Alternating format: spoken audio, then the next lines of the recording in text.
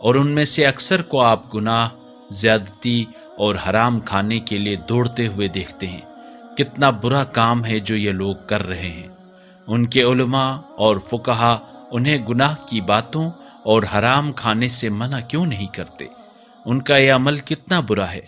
اور یہود کہتے ہیں اللہ کے ہاتھ بندھے ہوئے ہیں، خود ان کے ہاتھ باندھے جائیں اور ان پر لعنت ہو اس گستاخانہ بات پر، بلکہ اللہ کے تو دونوں ہاتھ کھلے ہوئے ہیں، وہ جس طرح چاہتا ہے عطا فرماتا ہے۔